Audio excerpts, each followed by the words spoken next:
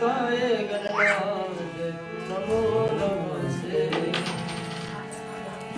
योन्ता प्रविश्य मम वाससां सुतां संजीवयत्तैव शक्तिधरास्मदाना अन्यश्च हस्तो शरणो श्रवणस्वकादीने प्राणान्नमो भगवते पुरुषाय वासुदेवं सुतं देवं कंसचाणूरमर्दनं देवकी परमानन्दनं श्रीकृष्णं वन्दे जगद्गुरुं श्रीकृष्णं वन्दे जगद्गुरुं श्रीकृष्णं वन्दे जगद्गुरुं बोले वृंदावन बिहारी लाल की जय।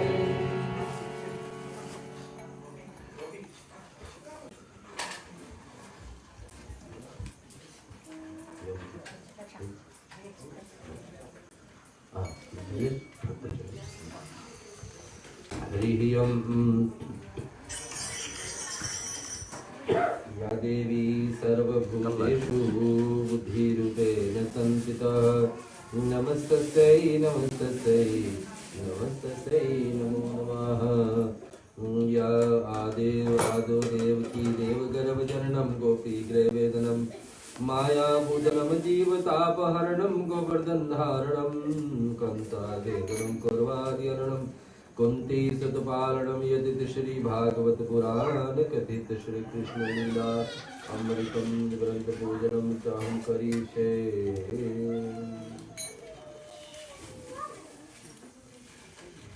चालीसा का आश्रय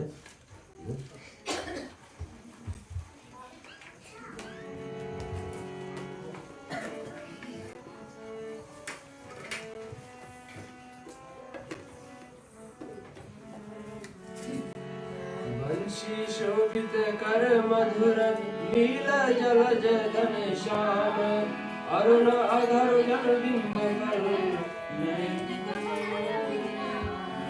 पूर्ण अरविंद मुख वृषावर शिव साज जय मनमोहन मदन कवि कृष्ण चंद्र भगवान जय गुणनंदन जय जगवंदन जय वासुदेव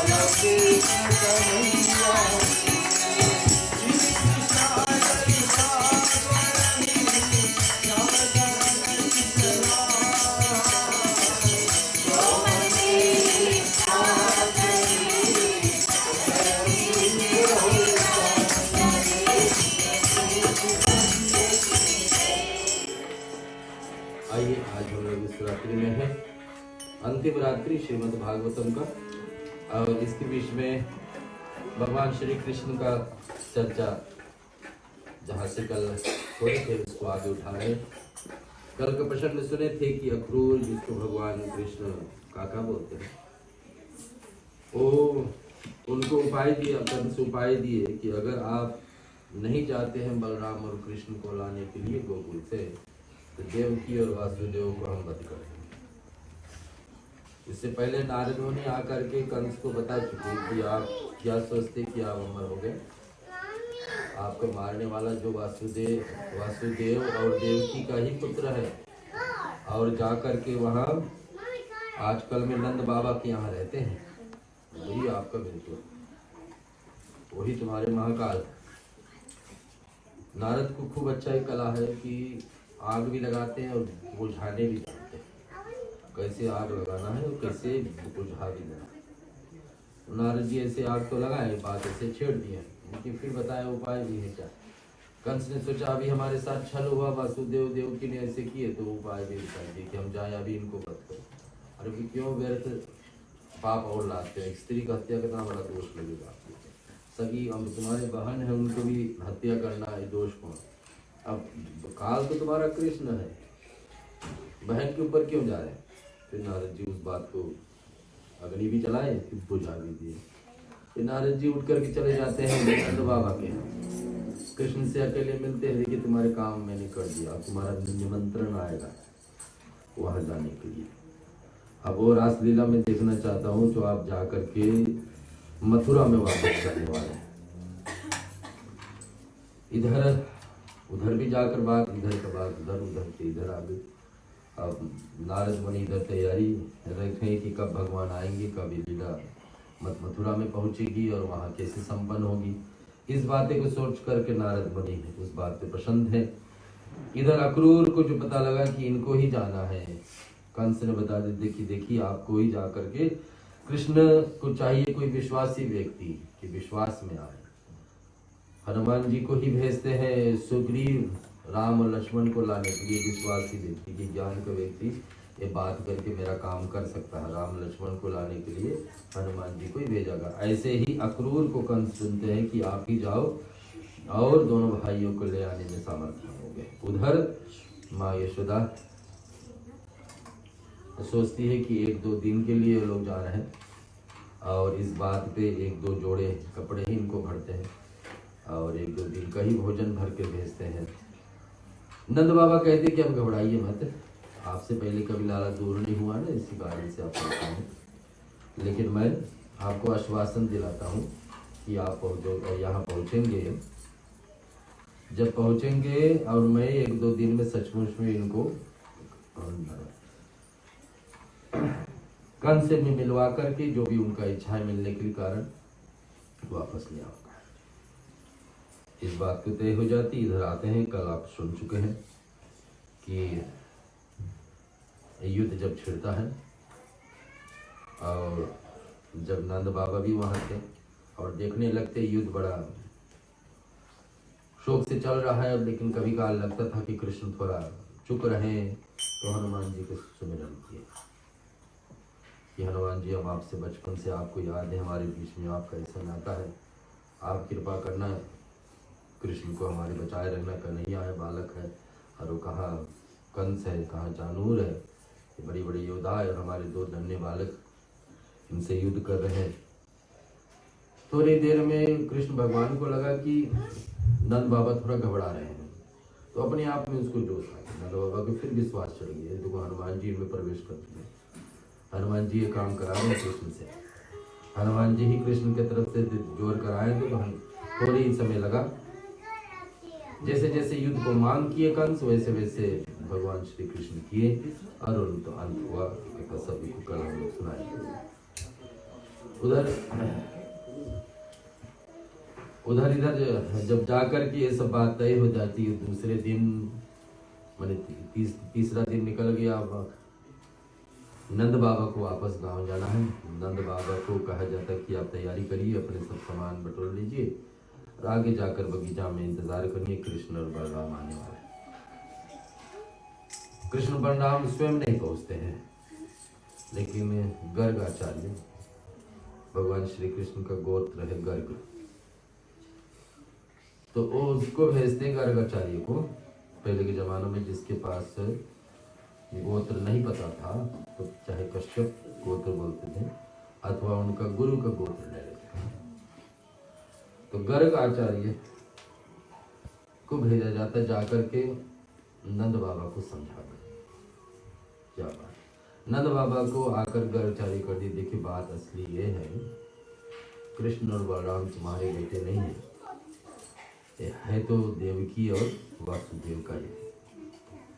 तो उचित ये रहे कि अब तुम्हारे साथ तो 11 वर्ष की शादी है, अब उचित ये है कि ये लोग यहाँ रुक जाए अपने इस जन्म के माँ पिताजी के साथ, क्योंकि अब तो कंस मारे गए हैं, अब इनके पास ही टिक जाए तो कुछ समय यहाँ भी बीत जाए तो नहीं अच्छा होगा। नंद बाबा बेहोश हो गए। कृष्ण को पता लगा कि हमारे पिताजी ऐसे हो गए, चले गए उनके चरण में, और बताने लगे कि बाबा बाबा आप घबराइए मत, ये लोग कुछ भी बोल देते हैं, मैं आप ही का तो पुत्र है, आप ही के आशीर्वाद से तो मैं आज युद्ध जीत पाया, आपका और यशोदा का आशीर्वाद नहीं होता तो आज ये युद्ध हम कहाँ जीत पाते। आप दोनों की कृपा से कार्य हमारे लिए हुआ है, आप अपना आशीर्वाद उठिए ना। बहुत समझाते हैं आप।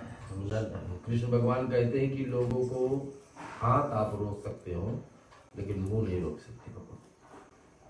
व्यक्ति क्या बोल सकता है, भगवान बता रहे अपने पिताजी को, बाबा किसी को हाथ ये कर्म वो कर्म करने से रोक सकते हो लेकिन मुंह नहीं रोक सकते। उस कह दिए लोग, इनको मत विश्वास करो, हम तो आप ही का बेटे हैं। लेकिन पिताजी आपको पता है, हमको मामा को मारने के बाद में, कंस को मारने के बाद में यहाँ बहुत शत्रु पैदा हो गया और ये बार बार आएंगे। अगर हम भी चले जाएंगे आपके साथ नंद बाबा आपके गोकुल में, ये सब शत्रु वहां पहुंच जाएंगे और वहां पहुंच जाएंगे तो हमारे तो ग्वाल वाल हैं, गोपियां हैं और गैया हैं, इन सबको परेशानी पहुंचेगी। इसके बेहतर यही है कि हम थोड़ा दिन यहाँ रुक जाए, बलराम सही हम लोग दोनों यहाँ रुक जाए और यहाँ का कार्यभार थोड़ा संभाल करके फिर हम देखते हैं। नंद बाबा को इस बात पर विश्वास आएगी कि जो मेरा बेटा कह रहा है वो वैसा ही होगा। इस परिवार के परिचय के लिए हम भाई अभी 2 शब्द कहेंगे, फिर आगे हम मंगलाचरण की तरफ चलेंगे। पूज्य पंडित देवेंद्र शर्मा जी, हमारे छोटे पंडित श्री भरत शर्मा जी, ब्राह्मण कुलभूषण, दूर निकट से पधारे हुए भक्तजनों, माताएं तथा बच्चे, सर्वप्रथम मैं ये कहना चाहता हूँ कि श्री राम और लखन ये दोनों आज यहाँ पर हैं। नाम क्या खूब है, धन्य है। पिताजी ने सोच कर यह नाम रखा होगा कि जब कभी भी नाम लेते हैं तो राम और लखन का दोनों को लेते हैं। श्री राम लखन मिश्रा जी, सरोजनी देवी जी, उनके पुत्र नीलेश और बहू ज्योतिका मिश्रा जी और बच्चे दक्षा, पलविशा और रयास। आज हम छठे दिन पर, छठी रात्रि पर के कथा पर पहुंच चुके हैं और कल, जी हाँ, कल शनिवार 7वें दिन की कथा दिन में समाप्त होगी। कहते हैं कि है आँख वो जो श्याम का दर्शन किया करे, है शीश जो प्रभु चरण में वंदन किया करे। बेकार वो मुख है जो व्यर्थ बातों में, बेकार वो मुख है जो व्यर्थ बातों में, मुख है जो हरि नाम का सुमिरन किया करे। हीरे मोती से नहीं शोभा है हाथ की, है हाथ जो भगवान का पूजन किया करे। श्रोताओं, जिसे मैंने हर समय कहते आया हूँ कि जो विशाल परिवार नकालेबू नाबुआ यानी कि फिजी निवासी है, इनका जो विशाल परिवार है वो बहुत ही धार्मिक परिवार है और मैं आज इन परिवार को कुछ और इसके बारे में बताना चाहता हूँ। इनके भाई श्री राम लखन के भाई जी स्वर्गीय रामचंद्र मिश्रा जी जिसका देहांत 1 साल भय हुआ, उनका जो सलीना का काम था वो पिछले हफ्ता शनिवार को समाप्त हुई, पूर्ण हुई और रविवार से यहाँ पर कथा आरंभ हुई है। ऐसा सुनने में आया था कि यदि ये जो कोविड का मामला नहीं रहता तो सब भाई यहाँ पर आज उपस्थित होते इस पूजन में। और उसके बाद में भैया राम स्वारत मिश्रा जी जो गोप के नाम से प्रसिद्ध है नागवा में, जी हाँ, वो बहुत ही धार्मिक सज्जन की मंडली का प्रधान भी है और धार्मिक कार्य में बहुत ही अगुवा करते हैं। उसके छोटे भाई राम सुरेश मिश्रा जो कि पेशे से किसान हैं और राम अनुज मिश्रा मास्टर, ये सब पीजी में अभी तक है। और श्री राम लखन जी के 4 बहन थी, 2 बहन तो अब इस संसार में नहीं है, प्रभु को निवास को चले गए हैं और 2 बहनें बची हैं जो फिजी में अभी भी रह रहे हैं। श्रोताओं, ये विशाल परिवार जो है, इनको किसी भी तरह से देखा जाए ये बहुत ही महान कार्य में लगे रहते हैं। और ये जो 7 दिवसीय का ये जो यहाँ पर भागवत बैठा है, ये भागवत करना कोई छोटी बात नहीं है। ये बहुत ही परिश्रम करके इस कार्य को कर रहे हैं। तो भगवान से हमारी यही विनती है, यही अनुग्रह है कि इनके ऊपर भगवान आपकी कृपा सदा सदा बनी रहे और आपके छत्र छाया में ये सब इसी तरह रहे और इनको किसी भी तरह का दुख तकलीफ ना आवे। लेकिन याद रहे, जो हमारा जीवन है वो तो आना जाना लगा है।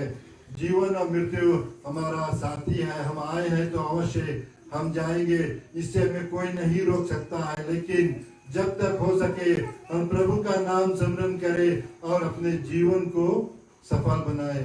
इन्हीं शब्दों के साथ एक बार फिर मैं जो मंडली के सदस्यगण यहाँ पर है, भैया कमल तबला पर, भरत जी बाजे पर और श्वेता, शर्मिल, युतिका, रमा जी और निरंजन भैया, ये सबको मैं हृदय से धन्यवाद देता हूँ कि इन्होंने इस समय पर पूरा सहयोग दिया है और इनके ऊपर भी भगवान की कृपा सदा सदा बनी रहे। श्रोताओं, हम यह नहीं भूलेंगे कि यदि आप लोग नहीं होते तो ये कथा पंडित जी किसको सुनाते। आप लोग बहुत ही महान हैं, अपने समय को निकाल कर यहाँ पर आए हैं।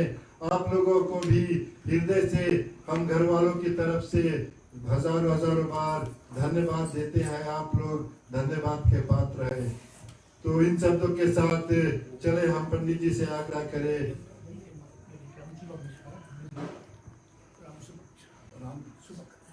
राम सुभग मिश्रा जो कि बड़े भाई श्री राम लखन जी के, वो ब्रिस्बेन में है और वो भी कोविड नहीं होता तो जरूर वो आते। तो क्षमा करना, मैं नाम लेने में भूल गया था। और यदि किसी भी तरह का सहयोग आप लोग इनको पहुंचाते हैं तो बहुत ही सराहनीय है। श्रोताओं, एक बार फिर आप सभी को हृदय से धन्यवाद है। और चले हम पंडित जी से अनुग्रह करें कि आज की जो कार्रवाई है उसको आगे बढ़ाएं। मंगलाचरण का सहारा लें, भगवान के मंगल स्वरूप का हम वर्णन करें। भगवान सब तरफ से जिस रूप से हम देखते हैं मधुर ही मधुर है, मधुरपना की भेंट जो भजन के रूप में उनको श्रवण करें। अधरम मधुरम वदनम मधुरम नयनम मधुरम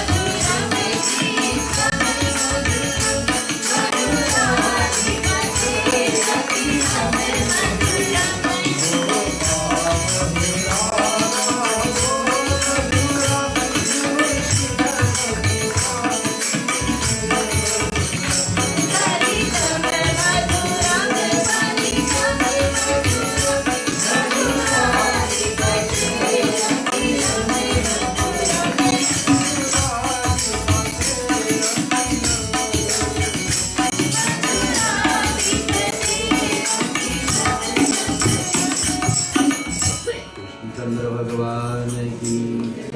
कठिन से कठिन काम भगवान के सामने आई। शिव भगवान जैसे जोगी बाबा के रूप में आकर भविष्यवाणी दिए थे भगवान कृष्ण के विषय में, भगवान वैसे ही कदम कदम पर करते जाए। ऐसे कृष्ण से कोई पूछे तो कृष्ण कहते हैं तो शिव जी का आशीर्वाद है कि हमने ऐसे किया। शिव जी पहले से कह दिए तो मुझे करना ही करना है ऐसा। भगवान का 6 गुण के विषय में हम लोग कल सुने। भगवान के बराबर कोई तेजस्वी नहीं रहे, कोई उतना तेज नहीं रहे, तो भगवान का पहला गुण। दूसरा है धर्म, जैसा भगवान धारण करते धर्म पे चलने वाली बात आती है, तो ऐसा कोई है तो भगवान के बराबर। यश और कीर्ति, जिसके बड़ाई और हमेशा यश यानी कि बुराइयां कम लेकिन ज़्यादा से ज़्यादा बड़ाई होते रहे भगवान की तरह, तो एक हो सकता है। जिसका लक्ष्मी का व्यवहार, लक्ष्मी का वैभव इतना हो कि अनंत है, कभी समाप्त नहीं होने वाला, तो भगवान का एक गुण है। और ज्ञान उसमें इतने टूट टूट के भरे हैं, अतुलनीय है कि और दूसरा कोई नहीं हो सकता साक्षात। और सबसे बड़ा वैरागी, सब कुछ इतने होते हुए भी सब कुछ त्याग करते हैं, तो भगवान जैसे भगवान ही हो सकता। इधर नंद बाबा जब घर पर पहुंचते हैं, कल हम लोग सुने, और नंद बाबा कर सूचना देते हैं। नंद बाबा सूचना देते हैं अपनी अर्धांगिनी यशोदा मैया को कि देखिए कृष्ण को हम ला नहीं पाए, लेकिन परिस्थिति ही ऐसा था, परिस्थिति ही ऐसा है कि उनको वहीं रहना भी ठीक है, क्योंकि कंस को मारे जाने पे कालीवन, जरासंध के बाद में और जितने योद्धा आएंगे सबके साथ उनके साथ भी युद्ध करें। मैया एक एक दिन इंतजार कर रही, बोली बड़ी देर भई नंदलाला, नंद के लाला आपको आने में बड़ी देर हो रही है, एक एक दिन एक एक युग की तरह समान लग रही है, खाती नहीं है कुछ, बस यही उपवास में कि आज मेरे कृष्ण को कन्हैया को कुछ मिला होगा या ना मिला होगा। और भगवान नहीं पता है कि भगवान इसी स्थान पर मथुरा में 14 वर्ष आसन जमाए लेंगे। बड़ी देर भई नंद लाला, तेरी राहत के ब्रिज बाला।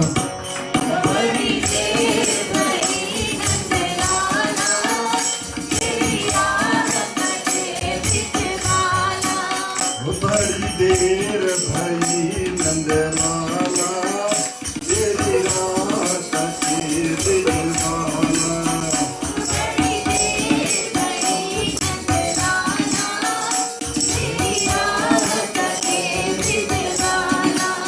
बाल बाल एक एक से पूछे, कहाँ है मुरली वाला है।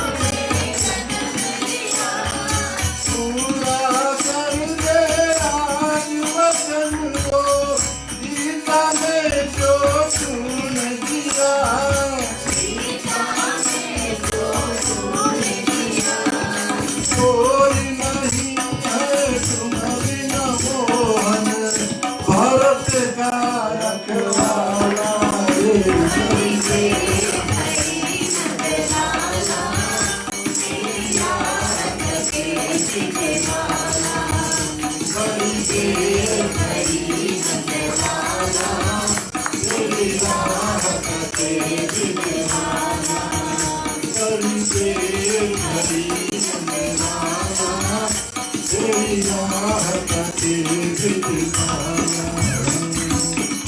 ऐसे नंद बाबा के गांव पर वहाँ इंतजार है और यहाँ मथुरा में सब लोग रहा देख रहे हैं। कृष्ण एक एक लीला आगे संपन्न। कुब्जा नाम का स्त्री को शरीर को सुधारे हैं भगवान, कल हम लोग सुने। अब भगवान रास लीला में भी छोड़े हैं। राधा आदि रानियाँ भी उनको इंतजार कर रही हैं कि भगवान कब हमारे साथ जो 6 महीने के लिए रास लीला किए थे भगवान, शरद पूर्णिमा यानी कि पितृपक्ष वाली महीने की पूर्णिमा से शुरुआत करके 6 महीने तक लगातार चली। इतने मीठे रस उसमें बह रही थी कि पूरे हैं वृंदावन के नारियाँ और गोपियाँ उसमें शामिल हो जाते थे हर दिन। भगवान शंकर भी आए उसमें शामिल होना चाहिए। गोपियाँ को पता है देवताओं का ही पत्नी है, यहाँ करके पहले से धरती पर जन्मे हैं। और भगवान शंकर भी आए, उनको भी बताए कि आपको स्त्री को रूप धारण करना, गोपियाँ का रूप धारण करना पड़े तभी इसमें प्रवेश करना। हर दिन नित्य होते रहा। सुखदेव मुनि राजा परीक्षित को बताने लगे ये जो 3 प्रकार का इनका जो प्रेम है, जो श्रद्धा है गोपियों के बीच में और भगवान कृष्ण का व्रजवासियों को और कृष्ण के साथ थोड़ा अलग सा है। तो फिर प्रेम का भी 3 का कैटेगरी बता दी कि 3 प्रकार का प्रेम है। पहला प्रेम क्या है? तो जो अटल प्रेम है, आप चाहे या ना चाहे लेकिन दूसरा व्यक्ति आपको प्रेम करता ही करता है।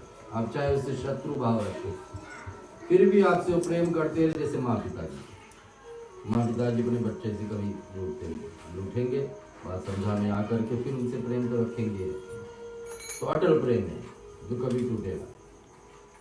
तो बता दें कि गोपियों का भक्ति, गोपियों का प्रेम भगवान कृष्ण में ऐसा था जो कभी हटने ना हो। उद्धव को कल पता लगा, उद्धव जब गए भगवान सभी गोपियों को समझाने के लिए, गोकुलवासियों को समझाने के लिए कि अपना हट हटा दीजिए, कृष्ण में मन हटा दीजिए, ऐसी बातें। तो उनका प्रेम ऐसा। दूसरा प्रेम क्या है? एक प्रेम करेगा तो दूसरा भी करेगा, तो जैसे दूसरा बंद करेगा तो इधर वाला बंद हो जाएगा। तो एक मतलब का प्रेम हो, यानी उधर हो रहा तो मैं भी कर रहा हूँ, इधर बंद होगा तो फिर माँ पिताजी वाला प्रेम है तो अटल है। उसमें बताया उस कैटेगरी में श्री कृष्ण और गोपियों का कृष्ण। तीसरा प्रेम क्या है? जो किसी से प्रेम नहीं करेगा, सब एक बराबर है संसार में, सब एक बराबर। जितने जीव जंतु सब एक बराबर, कोई मुझे करे, मुझसे वैर रखे, दुश्मनी रखे, शत्रु ना रखे, प्रेम रखे ना रखे, मुझे असर मैं तो किसी से प्रेम करने वाला। तो सुखदेव मुनि राजा परीक्षित को समझाते बताने के प्रेम भी ऐसा है कि 3 ग्रुप में कर दीजिए, 3 कैटेगरी। भगवान श्री कृष्ण का राधा कैसे प्रिय हुई? अटल चल तो रहा था रासलीला सभी के साथ में। भगवान अपना अलग अलग रूप बनाते हैं, किसी को सामने नजर आते कृष्ण मेरे सामने है, कोई गोपिया को नजर आते थे कि भगवान हमारे पीछे, कोई कहते कि हमारे बाएं तरफ के, हमारे दाएं तरफ, सभी को ऐसा।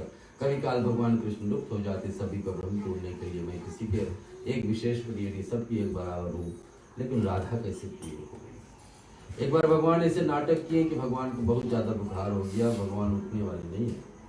भगवान इतने ग्रसित हो गए कि बीमार ऐसा है कि कोई भी इसको उठा नहीं पाए। लेकिन हाँ पता लगा है गुरुजनों से कि भगवान उसी समय उठेंगे अगर जो गोपियां में कोई एक गोपिया तैयार हो जाए, अपने पैर धो करके जल जो रज निकले और जल भगवान चरणामृत भगवान को पिला दे तो भगवान क्या उठेंगे। सब शुरू में तैयार हुए, फिर सब विचारने लगे अरे कैसे ऐसे हो सकता है? अपने चरण का जल हम भगवान को पिलाएंगे और अगर जो पिला देते तो नरक जाना पड़ेगा। इसलिए भगवान पी ले तो अपना चरण कहीं भगवान के चरण धुलाकर हम लोग पीते हैं। तो गोपियां सब यही बात है कह रहे हम तो नहीं करेंगे, हम तो नहीं करेंगे। राधा कहती है कि अगर जो इससे हमारे प्रभु उठ सकते हैं तो नरक जाने में भी हार होगी। अगर जो हमारे चरण जल देने से भगवान उठ जाएंगे, भगवान फिर जीवित हो जाएंगे, जागृत हो जाएंगे, तो मेरा क्या, मैं तो चले जाऊंगा ना, लेकिन भगवान तो उठ जाएंगे। उस प्रेम को देखने भगवान परीक्षा यही ले रहे कि व्यक्ति स्वार्थ है ना, कि अपने हिसाब से बोलता है कि मुझे नरक जाना पड़ेगा, भगवान हर शरीर ग्रसित है उसके बाद। तो ये प्रेम का नाता भगवान श्री कृष्ण ने आज भी बताया जाता है। वृंदावन में 2.5 एकड़ में 2.5 एकड़ में एक रंग महल मंदिर है, रंग महल मंदिर है वृंदावन में, जिसके पास में निधि वन है। निधि वन में आज भी बड़ी सेक्रेट कुंज गली जगह है जहाँ रात को नहीं खुलती है। 5 बजे वहाँ का पुजारी मंदिर बन करके चलता है और वहाँ पर गोपियों को सिंगार, अरे साड़ी, चूड़ियाँ, चूरनी, पान के पत्ते, कुछ मिठाई रख करके चला जाता। और रात को कोई आवाज तो नहीं सुनाई देगा, लेकिन रात को ऐसा लगता है कि रासलीला वहां होता है आज भी, क्योंकि दूसरे दिन सब छिड़ा छुड़ा मिले, कोई जीव रात को रहेगा नहीं वहीं, लेकिन भगवान श्री कृष्ण अंतर्यामी वहां पर अपने गोपियों को ला भगवान कृष्ण बताते कि ब्रज भूमि, वृंदावन भूमि जो है मुझे वैकुंठ से भी ज्यादा प्यारा, क्योंकि भगवान चुन करके उस स्थान पर जन्म लिए। भगवान को भी एक एक जगह चुन करके कुछ ना कुछ लीला करना, तो कुछ विशेषता वहाँ के बारे में। तो नदीवन जो है वृंदावन के अंदर ही, रंग महल के मंदिर के पास में ही, वहाँ का मैंने भारत का वेस्टर्न साइंटिस्ट भी, हिस्टोरियंस, रिसर्चर्स CCTV लगा करके देखे रात करके कि पता लग जाए सचमुच में कोई आता है कैसे सब उजड़ जाता है, लेकिन कैमरा में कुछ नहीं आता। और जो लोग रात को कोशिश करते हैं वहां जाने के लिए, लौट करके आते अपना शुद्ध बुद्ध खोल देते हैं। कुछ कुछ जगह ऐसे हैं जो भगवान की लीला भगवान ही जाने, उसको वैसे ही छोड़ देना चाहिए। गोवर्धन पर्वत जिसे मैं कहा था कथा में उस दिन आज भी पर्वत है, लेकिन वहाँ का पत्थर कोई अगर जो उठा करके बाहर देश लेके जाते, अपने घर लेके जाते, तो परिवार में फुट मत होता, फिर कोई समझाता पत्थर वापस करो गोवर्धन में लेकर। ऐसे ऐसे लीला भगवान को बहुत है। भगवान का रास लीला कितने अच्छे से वही मीठे रस में भरते, मीठे रस से भरोरी राधा रानी लागे, राधा रानी लागे, मन कारो कारो यमुना जी को पानी लागे। मीठे रस से भरोरी राधा रानी लागे, राधा रानी लागे, मन कारो कारो यमुना जी को पानी लागे।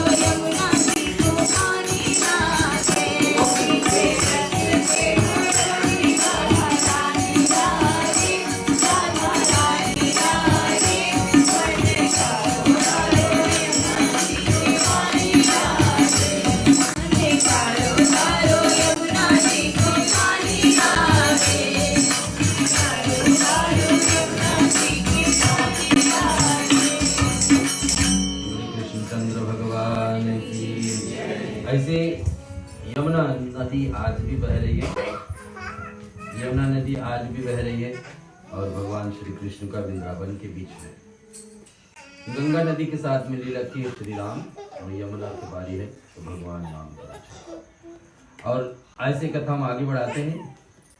कलावन नाम का राक्षस का वध भगवान श्री कृष्ण के हाथ से नहीं था, मुचुकन के बहाने भगवान उसको खेड़ करके रणछोड़ माने गए, नाम मिला और भगवान युद्ध से भाग करके गए और गुफा में जहाँ पर मुचुकन नाम का एक संत सोया हुआ करता था, ऐसे मानता किए थे कि मैं इतने दिन तक सोते रहूं, जब तक कोई मुझे जगाएंगा तो उसको मैं वसन करता, उसको मैं नींद से उठूंगा। भगवान मुचुकंद को भी उस समय दर्शन दे करके अपने लोग को भेजते हैं। उधर जरासंध नाम का जो राक्षस छूट जाते हैं, कंस का ससुराल पक्ष के थे, जिसको भगवान 17 बार पराजित किए लेकिन मृत्यु दंड नहीं दिए। अकेले ही हमेशा लौटते थे, पूरे साथी को हार जाते थे, से मारे जाते थे, लेकिन अकेले लौटते थे। लेकिन फिर भी जरासंध नहीं मारे। आज जरासंध का परिवार ही की तरफ से इधर जो नेपाल चाइना की तरफ परिवार जरासंध बन गया। तो वहाँ का फिर अंत में जरासंध का मृत्यु भीम के साथ से होता है, जिसका फिर बाद में कथा अलग से। लेकिन आज हम भगवान जब द्वारका पहुंच जाते हैं, आपको कहा विश्वकर्मा को बुला करके एक नया मकान, नया स्थान बनवाते हैं, समुद्र से जगह मांग करके, समुद्र देव से गुजरात में द्वारका बनाते हैं, जिसको भगवान जहाँ पे जिसका नाम से भगवान का पड़ेगा द्वारकाधीश। वहां पर भगवान एक एक विवाह रचाते हैं, विवाह रचाते हैं। और भगवान का पहला विवाह हम आज आखिरी में बोलेंगे, क्योंकि उसी के साथ में थोड़ा उत्सव भी मनाना है आज। लेकिन भगवान पहला विवाह तो भगवान के साक्षात में भगवान कृष्ण बन के आए हैं, तो रुक्मणी बन के, लक्ष्मी के जगह पर रुक्मणी आ रही है।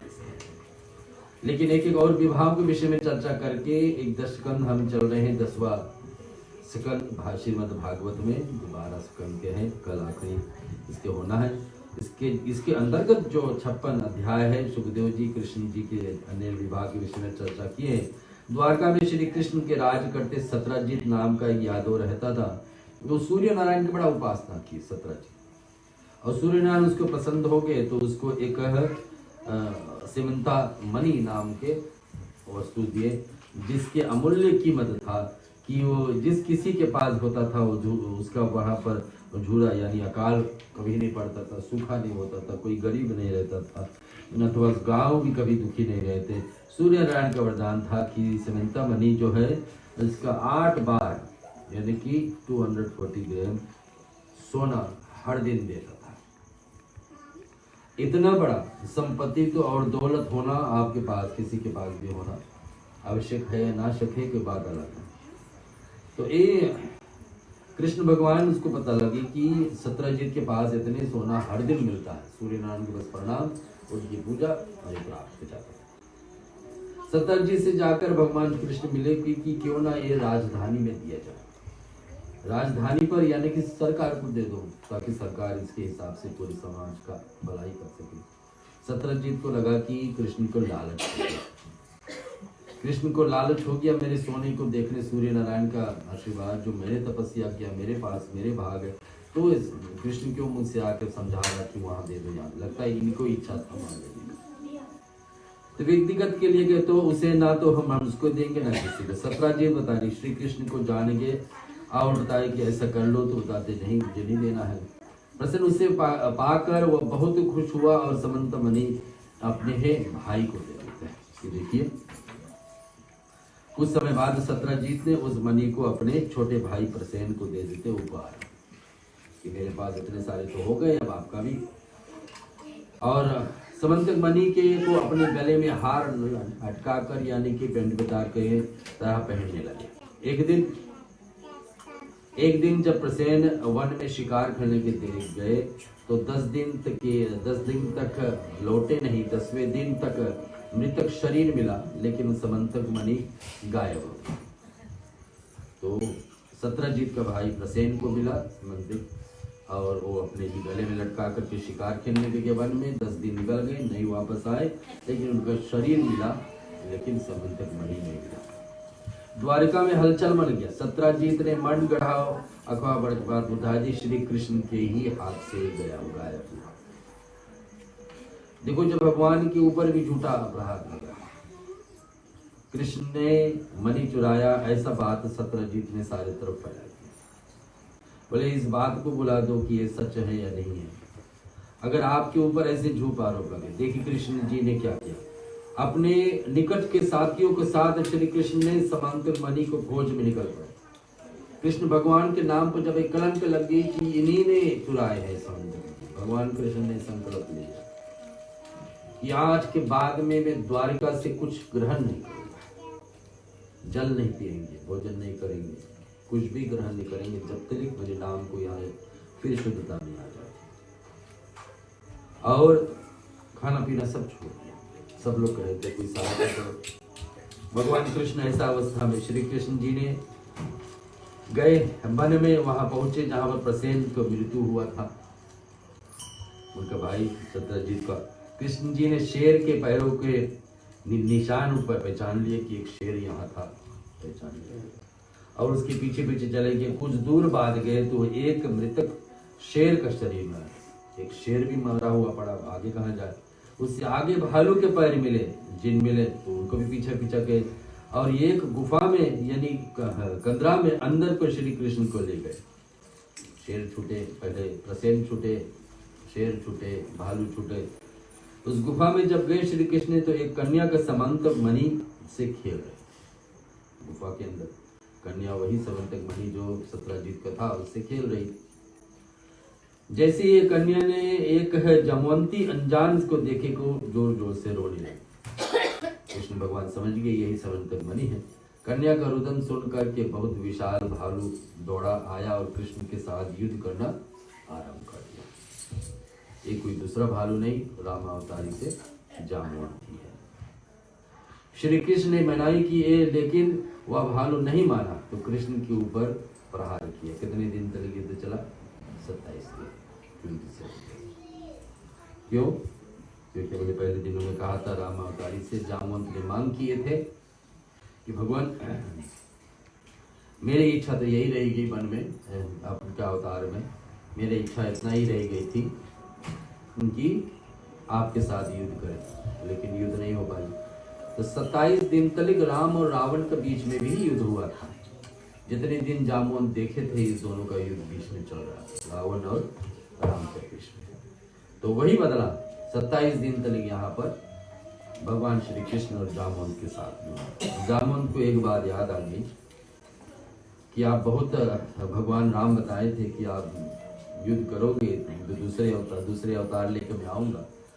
जब तक कोई आपका पीठ पर एक गुजा नहीं मारेगा, लेकिन अगर कोई तुम्हारे पीठ पर तुम्हारे एक मुक्का से मूर्छित हो जाओगे समझना वो मैं ही हूँ। राम बताते गए कि समझना कि मैं ही हूँ। जामवंत जी ने कृष्ण के पैरों पड़ करके क्षमा मांगी जब ऐसा उनको पीठ पड़ी। और प्रभु क्यों आपने मुझे मारा? श्री कृष्ण बोले कि आपसे युद्ध करना मेरी इच्छा तो नहीं थी, लेकिन मैंने समझाने की कोशिश की। जो समंतक मणि है तुम्हारी बेटी के पास है, लेकिन ये कहाँ से आई और वो सब बातें और मेरे ऊपर आरोप लगा है, मेरे कलंक लगे हैं, ये सब कारण मैं समझाने का प्रयास किया, लेकिन आपने पहले ही मेरे ऊपर प्रहार किया। और दूसरा बात तो यह है कि अगर मैं आपसे पीठ पर मुक्का नहीं मार जमाया होता तो आप मुझे पहचान भी नहीं पाते। जामवंत ने श्री कृष्ण से पूछा कि आप यहाँ कैसे, और श्री कृष्ण के समंतक मणि के बारे में बताया। श्री कृष्ण बोले यह मणि, इस मणि के कारण द्वारिका में मेरा अपमान हो गया और मैं जल भोजन सब छोड़ दिया।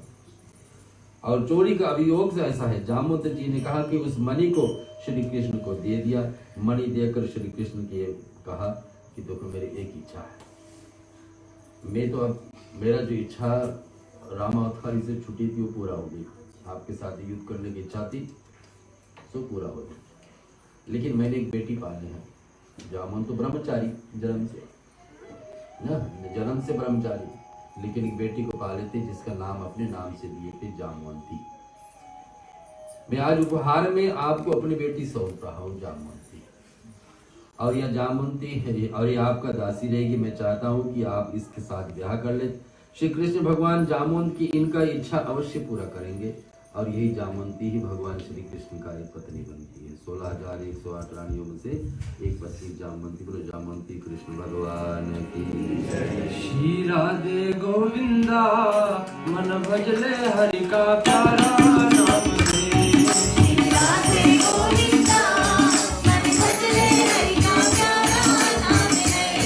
ओ बाबा हरि का प्यारा नाम है।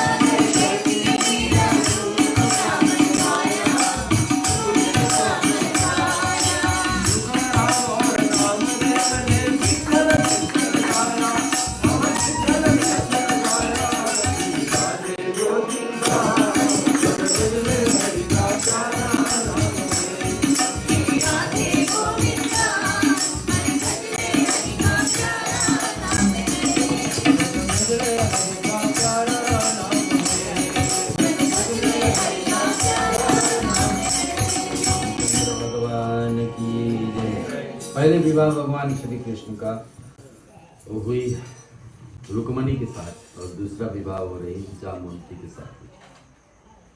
तो पूरे राज हमारे पास है 16,108 रानी के नाम बताने के लिए। जामवंती श्री कृष्ण के साथ द्वारका पहुंचती हैं समंतिक मणि के साथ।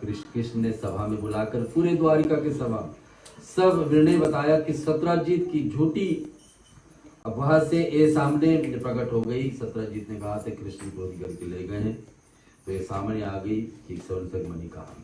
श्री कृष्ण बोली जामवंती साक्षी है, ये विटनेस है कि समंतक मणि कैसे मिली थी। सत्यजीत बहुत चतुर व्यक्ति थे, उन्होंने तुरंत बोला कि तो यह मणि आपको ही मैं देना अब चाहता हूँ, कि मैं आपको देना चाहता हूँ, आप ही इसको संभालें।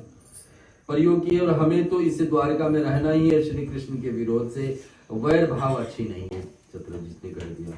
सत्यजीत ने तुरंत श्री कृष्ण से कहा पूरे सभा में कि मैं तुम्हें समंतक मणि के साथ साथ एक अपनी कीमती वस्तु देने वाला हूँ, वो क्या मैं भी अपनी कन्या देने वाला हूँ।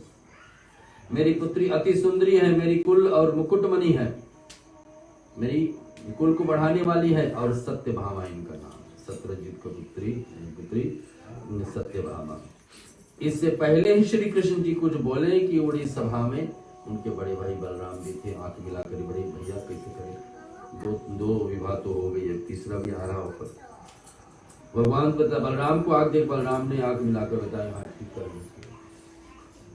अब क्या करना चाहिए भाई? पहले तो रुक्मणी जामवंती और फिर सत्यभामा। श्री कृष्ण बोले भाई बलराम जी मेरे पहले दो विवाह हो चुकी है, साक्षी है, आप साक्षी है, नहीं तो ये तीसरी विवाह कैसे संभाले? कृष्ण बोले कि आप विवाह में आनंद हर्ष उत्सव नहीं मना पाए, लेकिन मैं अपने तीसरी विवाह भी आपके पास अवगत भक्त मनोरंजन के और सत्कार से कर दूंगा। भगवान उनको भी आश्वासन दिलाते। सत्यभामा के साथ में भगवान श्री कृष्ण का ये तीसरी विवाह संवाद होता। सत्यभामा कृष्ण भगवान की। आप मेरे इस विवाह पर नाचे गाए, स्वादिष्ट पकवानों को आनंद ले। बलराम जी मान गए। श्री कृष्ण की सत्यभामा के साथ विवाह हो गई। बंधुओं और उनके प्रकार से कृष्ण का वंदे जगत गुरु कहा जाता। श्री कृष्ण ने अपने अवतार में जितने भी क्रिया किए प्रतिक्रिया है किया, और उन सबको हमारे लिए बहुत शक्तिशाली संदेह है। श्री कृष्ण ने जितने विवाह किए हैं शारीरिक वासना के लिए नहीं, और बताते आत्मिक, यानी कि मजबूरी पे जहाँ जहाँ भी किसी ने पुकार किया कि ऐसा नहीं होगा ऐसा होगा तो हमारी ये बात मान लीजिए, तो भगवान उनकी अवस्था समझ करके ही विवाह किए। रुक्मणी के साथ काम से पड़े हैं। अपने समय पर रुक्मणी सर्व सुंदरी थी। उन्होंने श्री कृष्ण के पास प्रेम पत्र लिखी थी और भक्ति रस में भरी हुई प्रेम पत्र लिखी थी। जामवंती के साथ विवाह भगवान ने ऐसे जामवंत को कहने पर कहे कि हमारे अब मृत्यु होने के बाद में कौन बेटी को देख रेख करेगा, तो कर लीजिए। और उधर जामवंत जी ने ऐसे श्री कृष्ण को युद्ध में ललकार करके सत्यभामा को विवाह ऐसे हुई। श्री कृष्ण के सिद्ध किए गए 3 विकारों से काम क्रोध और लोभ, इस सब पे भगवान की जीती जाए। कभी किसी को बारे में ऐसे फिर बताया जाए कि रुक्मणी के साथ कैसे रूप में आई भगवान कृष्ण के जीवन में, महालक्ष्मी के रूप में। सत्यभामा क्या है, इतनी ज्ञानी थी कि सरस्वती के रूप में आई श्री कृष्ण के साथ। तीसरा जामवंती क्या है, महाकाली के रूप में, और इनका रूप में शक्ति के रूप लेकर के आई। श्री कृष्ण का और जो 5 रानियां हैं उनका नाम इस प्रकार से है। कलिंदी सूर्य के पुत्र है, विवेक यानी बुद्धि का प्रतीक है। मित्र विंध्य है, विंदानु विंदा का बहन, तपस्या से प्रतीक है, हमेशा तपस्या में ही बैठती है। सत्या देवी एक उनको पत्नी और बनेगी। कौशल देव की पुत्री भक्ति के प्रतीक में स्वयंवर में एक साथ 7 बैल को एक साथ रोक लिया। स्वयंवर रखा गया था और जिस राजा के यहाँ रचा गया था उसने कहे थे कि एक साथ में कोई 7 बैल एक साथ नाथ ले, पहले 2 नाते थे, अभी बताया कि 7 को एक साथ, और ऐसा भी बैल थे कि साधारण नहीं। तो कृष्ण ने ऐसा किया कि उनके, अब कृष्ण के आगे कोई चैलेंज रखा जाए तो कृष्ण का आने वाला, तो रखा गया। कृष्ण सभा में पहुंचे, बताया कि करके कोशिश करते हैं, और 7 बैल एक साथ में दान लेना।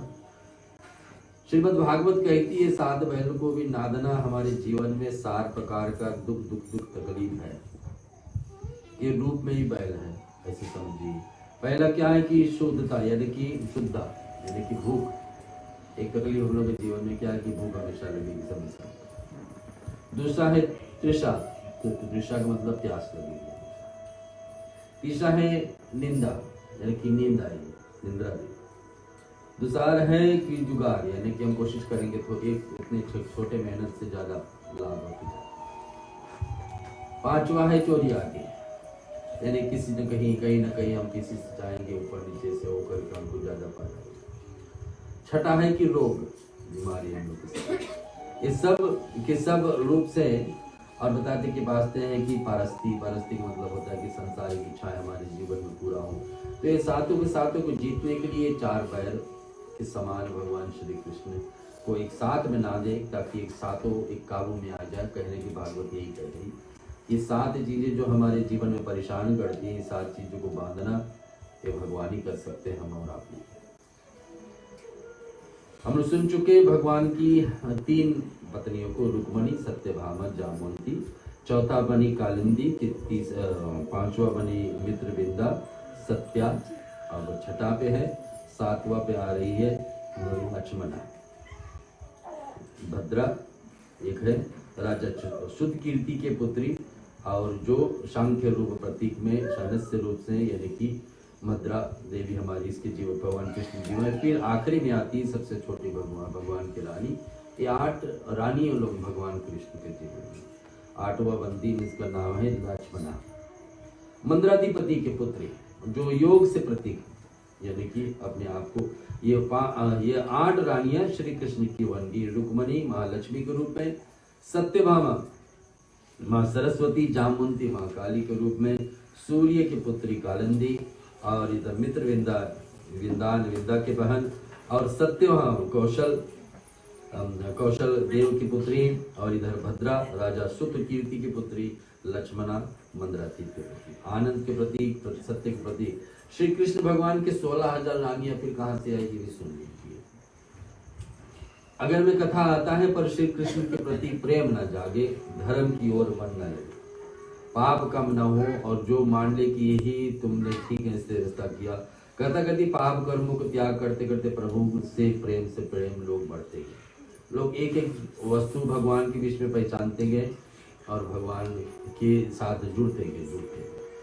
एक भौमासुर नाम के राजा हुए, वही वृंदावन के अंदर राम के राजा ने 16,000 कन्याओं को बंदी बना लिए, उन्हें ग्रहण करके अपने बंदी गृह में बंद कर लिया। 10वें स्कंद में भगवान श्री कृष्ण ने 16,000 युवतियों के साथ विवाह कैसे करते सुनिए।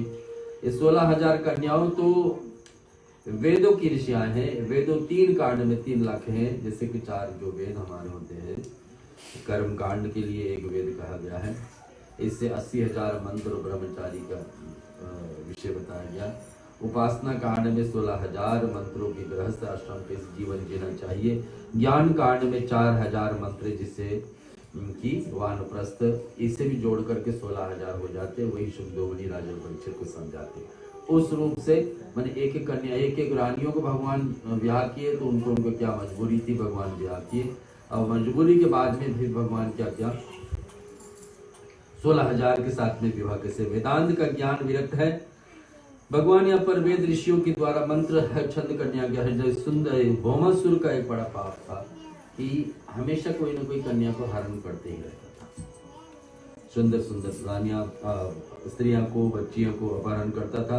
भौमासुर ने 16,000 को एक साथ इकट्ठा कर लिया। श्री कृष्ण को पता चला कि या तो वैदिक धर्म से विपरीत है, यत्र नारी यस्सत पूजते रमनते यत्र देवताम, यानी कि वेदों से नियमों से विपरीत है। 5,300 वर्ष पहले, अभी से 5,250 वर्ष गिना जाए पहले की कथा में आपको विष्णु बता रहे। श्री कृष्ण जी ने कहा कि स्त्रियों को कोई खेल और मजाक का खिलौना नहीं है। अब जब इस सब को भगवान वहां से छुड़ाते हैं तो सब बाहर निकलते हैं। भगवान पहले भौमासुर से युद्ध करते हैं, युद्ध के लिए ललकारते हैं। युद्ध से बाहर निकलते तो सब बाहर निकल के खड़े होते, देखे सब एक माला लेके खड़े हैं। भगवान बोले ये क्या? तो बोले अब हम लोग को हमारे परिवार से छीन करके कृष्ण यहाँ रखे थे इतने दिन, अब आप बताइए। आज के जमाना में कोई ऐसा नहीं, अगर जो कोई पता लग जाए किसी कन्या हरण हुआ तो दूसरा व्यक्ति शायद विवाह करे या ना करे। तो कृष्ण उनको व्यवस्था हो गई, ऐसा ही मजबूरी हो गई कि इनको क्या करें, ऐसे इनको वापस माँ पिताजी के घर भेज दे या ना भेजे। ना भेजो तो फिर अपने साथ रखे तो माला लेके खड़ी है कृष्ण के साथ। देखिए लोग उन सब स्त्रियों को अपमान करते हुए बेइज्जत करेंगे, भगवान से बताते हैं कि ये सब मिलकर श्री कृष्ण के चरण में खड़े होंगे कि भगवान आप ही तो है जगत गुरु हमारे। और श्री कृष्ण ने निर्णय लिया कि अगर इनको हम अलग से छोड़ देते, माँ पिताजी के घर भेज देते हैं, तो इन माँ पिताजी भी इनको नहीं चाहेंगे, कोई पुरुष भी इनके साथ विवाह नहीं करेंगे। ये सब श्री कृष्ण के चरण में करेंगे। वेद मंत्रों के द्वारा भौमासुर के कारागृह में भौम का अर्थ होता है शरीर, शरीर के सुख से रमा करके भौमासुर बने। और कुरंक मान हिरण करने वाले हैं। इधर ये पांचों जीव अपने एक एक विषय पर बैठे लेकर के, और उधर बेचारा फूलों की सुगंध करके भौमासुर के वध के बाद में भगवान कृष्ण की मजबूरी बनी कि इन सब के साथ में विवाह करेंगे। बोलो कृष्णचंद्र भगवान की जय।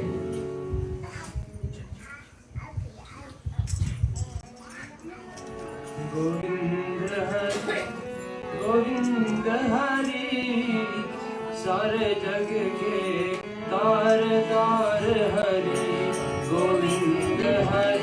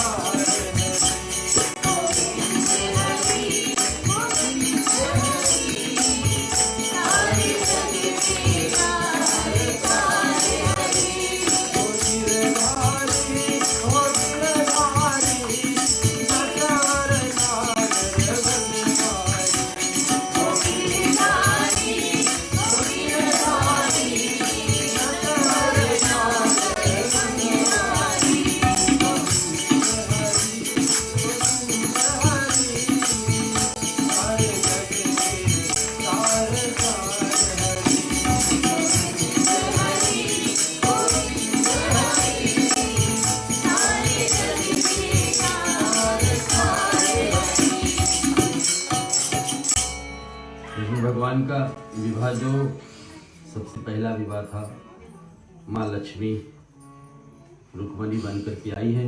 श्री दोमनी उसके विषय में राजा परीक्षित समझाएं। स्वर्ण में पूरे के सोने के रूप में द्वारका तैयार है, और लक्ष्मी का अवतार रुक्मणी के जहाँ जहाँ कर रहना है पहले से जगह सोने के बन गई है। सुखदेव की वर्णन कर राजा परीक्षित से कि दोनों भाइयों का विवाह रेवतक पर्वत पर पुत्री रेवती जी के साथ बलराम का ब्याह है, और जिसके पर वेदों के उस पर रेवतक कहते हैं, वेदों में से उसे रेवतक कहते हैं, उसमें से आज भी रेवती का। और उधर परिचय देते हैं भगवान कृष्ण का विवाह का। रेवती नदी राजा रेवत के नगरी में निकलती थी। कुंडनपुरी विदर्भ देश में विष्मक राजा के एकांती पुत्री थी रुक्मणी। उसके स्वयंवर के समय भगवान श्री कृष्ण हरण कर ले गए, और फिर विवाह करने के भगवान ने द्वारका प्रवेश किए। ऐसे दोनों भाइयों का विवाह हुई थी। परिचित कहते हैं, गुरुदेव मैं जानता हूँ कि बहुत समय हो गया, लेकिन भगवान श्री कृष्ण का विवाह की कथा इतने सरल में आपसे बताएं। केवल एक वाक्य है, संसार के लोग विवाह ऐसे मानते हैं, और सजावट सुंदरी ऐसे थी कि भगवान के पास में रुक्मणी जो थी, उनके विवाह का तैयारी उनका भाई रुक्मक कोशिश कर रहे थे कि विवाह हो शिशुपाल के साथ। शिशुपाल और भगवान कृष्ण का मामा फुआ ऐसे की नाता थी, और पहले से भगवान अपनी बुआ से कह चुके थे कि शिशुपाल जीवन में बहुत गलती करेंगे, लेकिन जब 100 गलती कर देंगे तब मेरे हाथ से इनका वध होगा। तो जब तक विष्णु इतना कर्ण दे शिशुपाल, तब तक भगवान बताते इसके क्षमा। और जैसे निकाल की 2 मुख्य राक्षसों को वध करने के लिए भगवान हमेशा आते हैं। रामावतारी में कुंभकर्ण और रावण ही मुख्य थे, कृष्ण अवतारी में कंस और शिशुपाल, हमारे और राक्षसों को बीच में, लेकिन इन दोनों को इनके हाथ से ही मृत्यु। तो कुंडलपुरी में विष्मक राजा, उनके 5 पुत्र थे, रुक्मई, रुक्मस्थ, रुक्मावो, रुक्मेशी और रुक्ममाली। बड़े भाई का नाम याद रखना रुक्मी है। इन पांचों भाइयों के एक बहन रुक्मणी। शब्दों के ध्यान सुनना कि इस प्रकार से रुक्मणी बिहार के लोग रुक्मी और रुक्मणी एक बात से तारुक है। रुक्मणी लक्ष्मी का अवतार है, अति सुंदर, अति बुद्धिमान और पराक्रमी, सौंदर्य बुद्धि का पराक्रम समन्वय हुए रुक्मणी ने समने अति दुर्लभ कन्या सुंदरमती से भी ही बुद्धिमती भी थी और पराक्रमी, तीनों का एक साथ मिलना कि बुद्धि भी रहे, सुंदरता भी रहे और पराक्रम भी रहे, तीनों एक साथ होना तो मुश्किल। देखना हो कि कन्या बुद्धिमान होती है फिर दूसरे गुण नहीं, तो कन्या सुंदर बुद्धिमान और उस प्रकार से तीनों रूप बना पा करके 16 वर्ष की आयु में रुक्मणी की राजकुमारी अपने पिता के साथ राजसभा में बैठी थी। राजा के सभा में कई एक प्रकार के लोग आते उन पर थे, जितने लोग आते श्री कृष्ण जी की प्रशंसा करते थे उस सभा में। तो सबके प्रशंसा, सबके मुख से प्रशंसा सुनते सुनते रुक्मणी ने मन में विचार डाला कि मैं भी उन्हीं के साथ विवाह करूंगा जिसके विषय में सभा में सब लोग प्रशंसा। कहीं ना कहीं श्री कृष्ण की बात निकलती थी, सभी लोग कृष्ण की प्रशंसा करते थे। 16 वर्ष के रुक्मणी के हृदय में कृष्ण की बीच में भावना जाती थी। रात दिन यह सोचती थी कि कौन होंगे श्री कृष्ण। मनी मनी निश्चय करने लगी कि ब्याह करूंगी तो कृष्ण के साथ होगी, श्री कृष्ण ही मेरे पति होंगे। जब 18 वर्ष की होगी तो रुक्मणी ने स्वयंवर की तैयारी में शुरू हो गई कि स्वयंवर में अब चुना जाएगा कौन उनके लायक वर है। उस समय में कन्या स्वयंवर होते थे। स्वयंवर का मतलब था कि स्वयं वहां पर आकर कोई अपना शक्ति दिखा सके तो उन्हीं के साथ। उस समय से कन्याओं को अधिकार से अपने पति खुद नहीं खोज सकते थे। ऐसे स्वयंवर में जब कन्याएं जयमाला के लेकर के पति के गले में डाल देते तो उन्हीं के साथ उनका गोत्र आदि देख करके विवाह किया जाता। तो सुखदेवनी पर माता जी ने निहारे ने 3 पीढ़ी का पता देते थे, उनके गुरु जी के परिचय देते थे और उनके पराक्रम के पता देते थे। कितने युद्ध जितने जीते उसका विवरण करते थे। इतने में नहीं दूसरे स्वयंवरों में कन्याओं को ऐसे ऐसे समझते थे। कहने को कहा कि रुक्मणी के मन में विचार बैठ गई कि भगवान के साथ ही मेरा ब्याह होना है। रुक्मणी एक चित्र लिखती है और सुदेव नाम का ब्राह्मण को देती है कि ये ले जाकर के पिछले 5000 वर्ष तक श्रीमद् भागवत पुराण में संभाला गया है। ये प्रेम का पत्र। सुदेव ब्राह्मण इस पत्र को लेकर के द्वारकाधीश श्री कृष्ण के पास पहुंचा। इसमें 7 श्लोक हैं। कन्याओं को सुयोग पर पाने के लिए अगर से भाव भक्ति के श्रद्धा से अखंड 6 महीने पाठ करने से, इन श्लोकों को पाठ शुद्ध करने से उनकी अवश्य ही सुयोग संस्कारी मिल जाते हैं। ये श्लोकों में आपको सुनाते हैं। और भक्ति की आवृत्ति से ऐसी कही जाती है कि रुक्मणी को पत्र के अनुष्ठान करने इस परिविधान के शाम के समय भगवान की संध्या आरती करते समय तो अपने इष्ट देव को रुक्मणी के पत्र सुनाए। रुक्मणी का पत्र आई, भगवान ने कहा कि ब्राह्मण आप ही सुनाओ कि क्या। बोले इसमें भगवान आपकी प्रशंसा है। बोले ये प्रशंसा है तो आप बोलो, आपका मुखार से अच्छा लगेगा। भगवान उसको सौंप देते कि यार रोज सुबह कुछ क्षण के लिए चतुर्लोकी भागवत का पाठ करते हैं और इस लाख मंदिरों में 4 दीवारों से निकल करके तुम्हारे हृदय में विराजेंगे कि अगर आप हमारी बात नहीं मानेंगे, मेरे साथ ब्याह नहीं करोगे तो मैं 1 नहीं 2 नहीं 3 नहीं लेकिन 100 जन्म तक जन्म लेते लेते यह आपको इंतजार करते हैं। 7 जन्म तक रुक्मणी कहती कि प्रभु ये तो प्रेम पत्र है। रुक्मणी कहती कि मैं तुमसे प्रेम करती हूँ, लेकिन यह प्रेम कैसे हुआ। तो पहला शब्द लिखती कि श्रुता, यानी सुनकर मैंने सुना। प्रभु मैंने आपके बारे में सुना है। क्या सुना है? दूसरे शब्द लिखती ही गुणानाम। प्रभु मैंने आपके गुण सुने हैं। संबोधित जो 6 गुण हम पहले बता चुके भगवान का, उसके विषय में मैंने सुना है।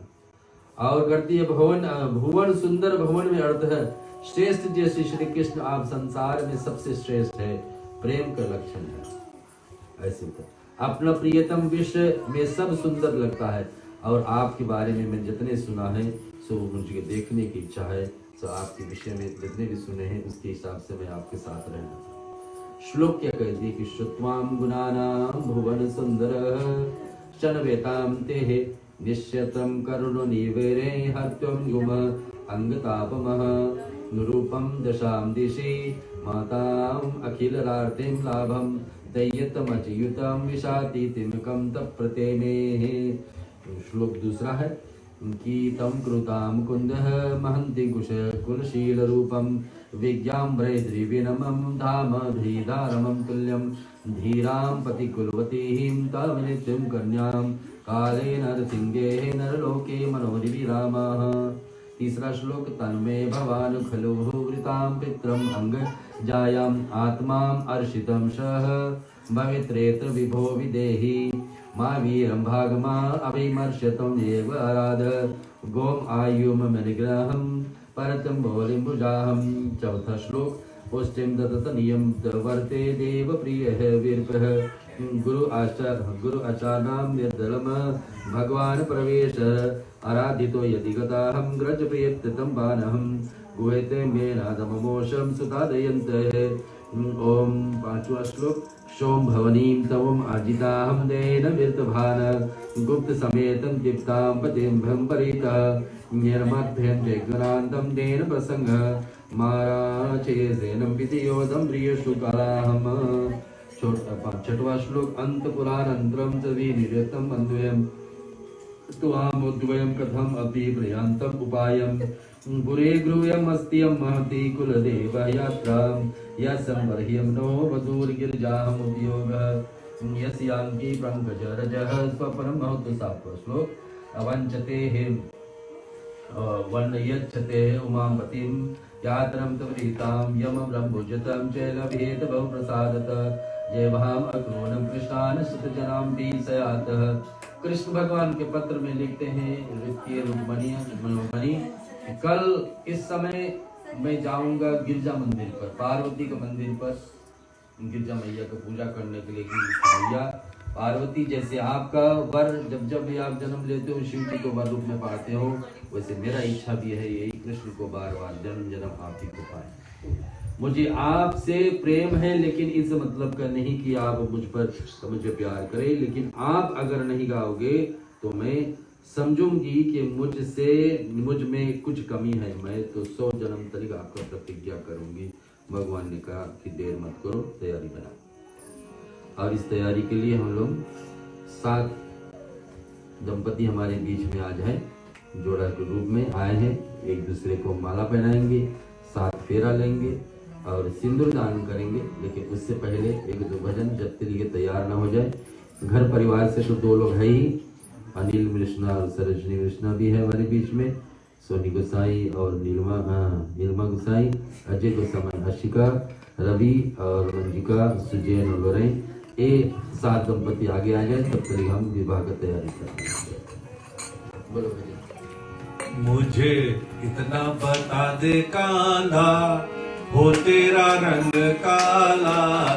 मुझे इतना बता दे कान्हा, तेरा रंग काला। मुझे इतना बता दे कान्हा, हो तेरा रंग काला। मुझे इतना बता दे कान्हा, तेरा रंग काला।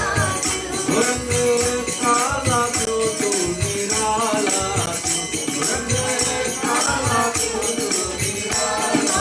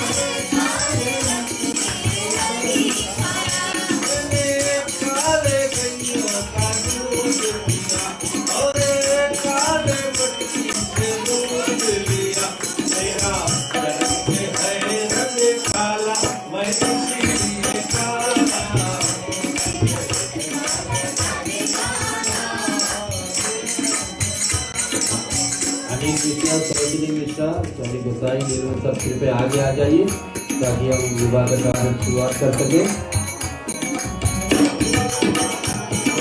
तेरा रंग काला क्यों, मेरा इतना बता दे काला, तेरा रंग काला क्यों।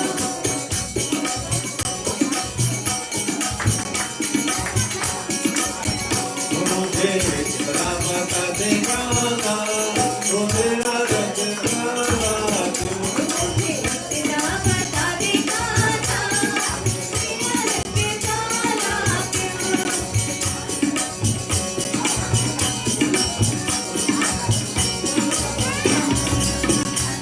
ओ बंसी वाले बंसी बजा, ओ तेरी राधे बुलाती है, वरना तू न जा।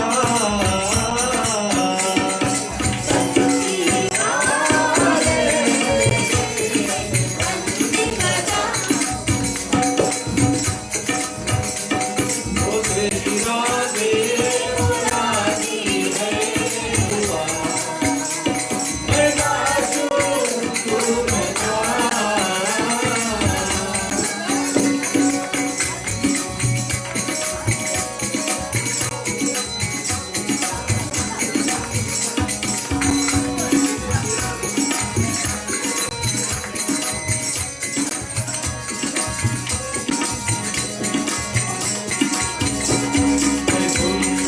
झुंड में आए रे सखिया, यसमत के ताना रे मारे।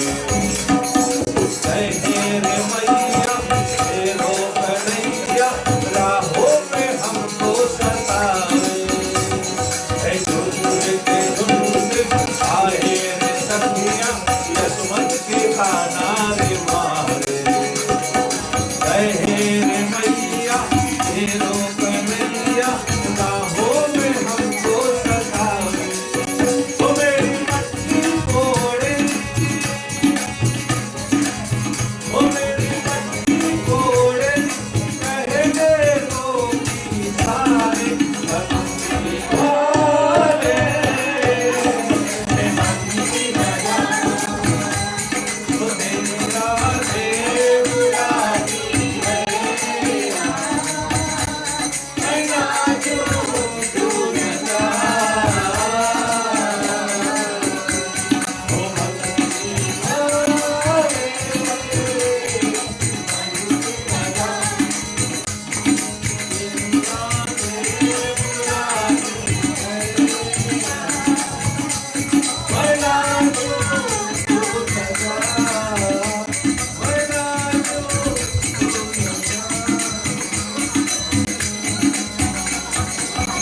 कृष्णचंद्र भगवान की हर एक सनातन विवाह में हर एक कदम 7-7 बार होती है। विवाह से एक दिन पहले मंत्री पूजा होता तो 7 पीढ़ी को मनाया जाता है। 7 फेरा को आपको पता है, 7 बार कंगन बांधा जाता है, 7 फेरा लिया जाता है, 7 कसम लिया जाता है। आज हमारे बीच में 7 दंपति तैयार हैं।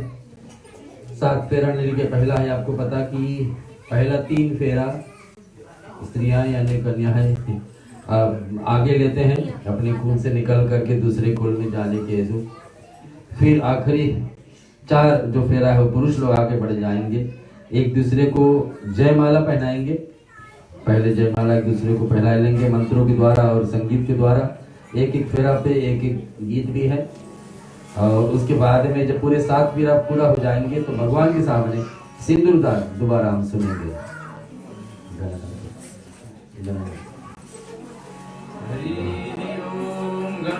माला पहना, एक दूसरे को माला पहना है।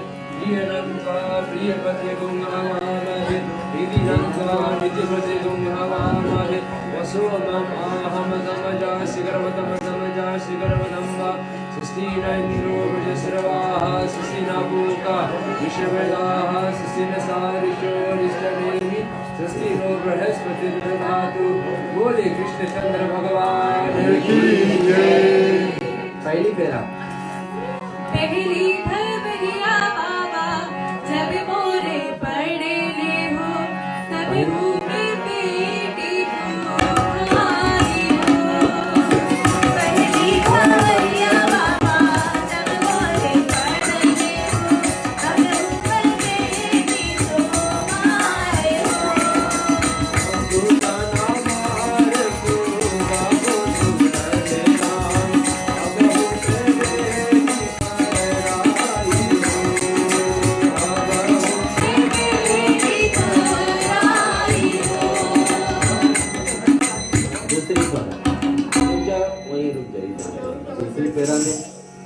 दूसरी फेरा फिर से आगे बढ़ रही है। अभी भी माताएं यानी कि स्त्रियां आगे रहेंगी दूसरी फेरा से। दूसरी भवरिया मैया जब मोरे पड़े हो तब भूपी पीटी तुम्हारी हो। दूसरी भवरिया मैया जब मोरे पड़े हो तब भूपी पीटी तुम्हारी हो।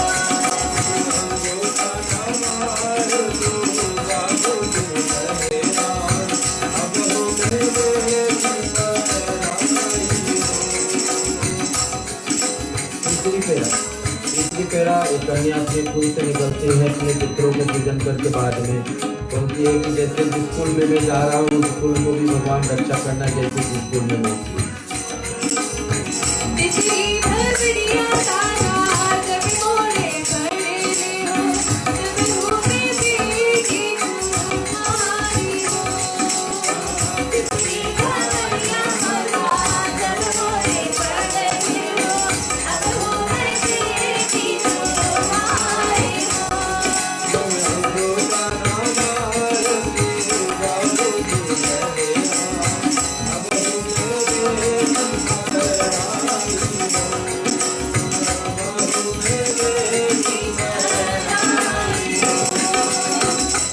चौथा फेरा से जो वर रहता है शुरू से रहता है वो आगे बढ़ जाता है।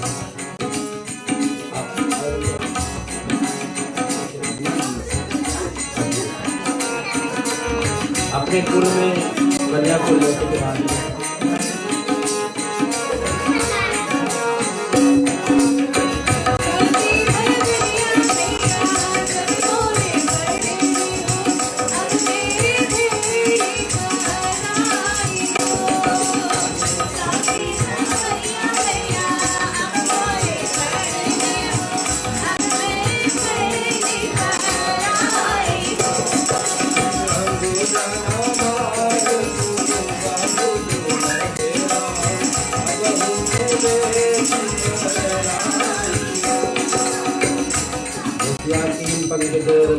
स्वपनाम महंतो वक्षते उमापति स्वातान सोमपते है। पांचवा फेरा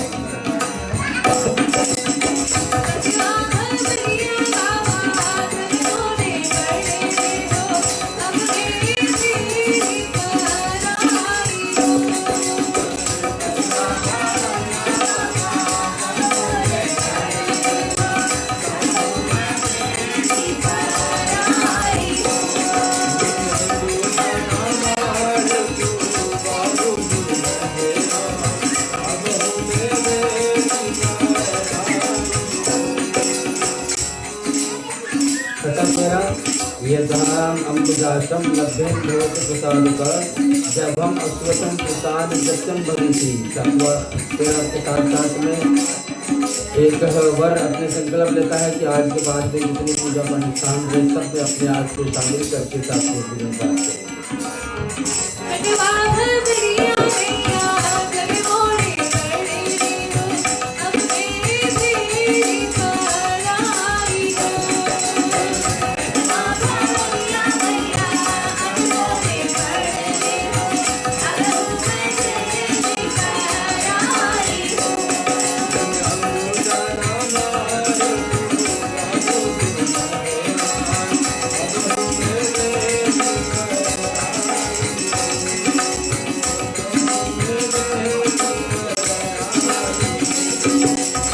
आयुर्वेदनाम चित्रं तुषाहम आम पुष्यंतम नियमितं भरते देव विपां गुरु आचार्य विरलमं भगवान प्रवेश आराधितो यदि गदां ग्रजयतरां पाणिं गुहकं मेन दमगोष सुतांत जयंते है।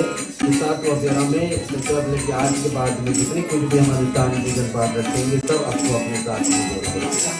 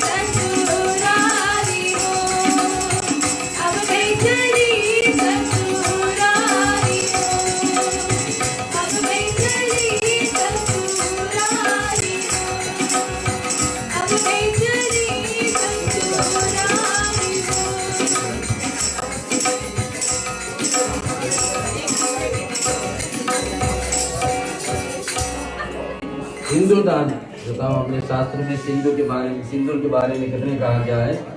सिंदूर एक सुहागिन का परिचय होता है, एक चिन्ह होता है कि देखने में सिंदूर जिस स्त्रियों का जिसका मांग में होती है उनका परिचय होता है कि यह सुहागिन है। देवी की आराधना करते हुए सर्वमंगल मांगल्ये शिवे सर्वार्थ साधिके शरणे त्र्यंबके गौरी नारायणी नमोस्तुते। सिंदूर शादी मुबारक होए जियो बेटी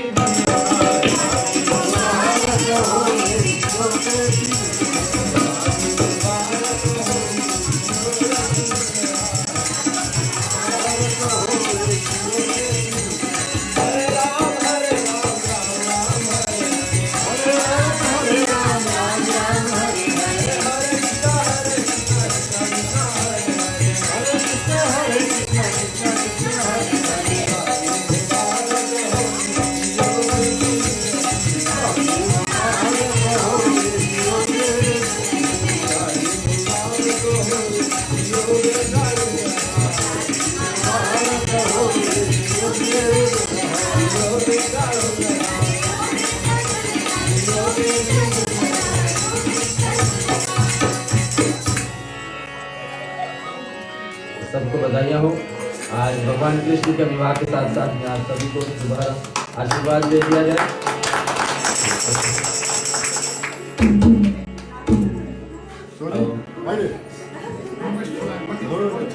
इसके बाद बस आरती की तैयारी में बैठे।